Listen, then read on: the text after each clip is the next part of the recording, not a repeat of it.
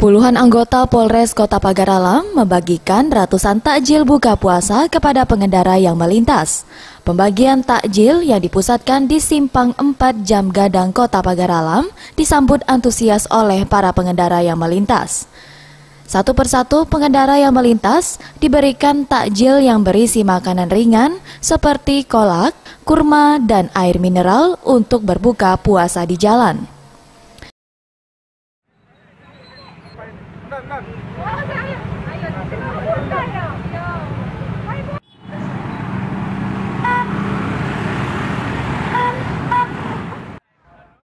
Dalam pembagian takjil ini juga melibatkan puluhan ibu-ibu Bayangkari serta Duta Lalu Lintas Kota Pagar Alam.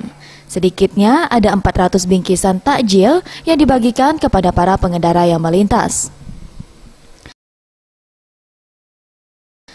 Kapolres Pagar Alam AKBP Tri Saksono mengatakan, memasuki masa mudik banyak kendaraan dari luar kota yang melintas Kota Pagar Alam, sehingga Polres Pagar Alam memberikan takjil kepada para pengendara karena setelah melintas Kota Pagar Alam, tidak ada lagi tempat untuk berhenti dan beristirahat.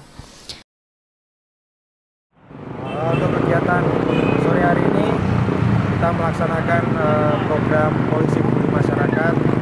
Salah satunya dengan membagikan takjil kepada warga masyarakat yang sedang berkendara kendaraan motor di wilayah Simpang Jam Gadang. Nah, jadi tujuannya memang untuk berbagi. Kami paham bahwa saat ini sudah mulai masa-masa mudik. Tadi kita lihat arus lalu lintas cukup padat dan banyak yang dari plat luar. Sedangkan di sini setelah kota ini tidak ada lagi tempat untuk berhenti, jadi sudah masuk ke dalam hutan-hutan sehingga kita berikan inisiatif untuk bagian takjil.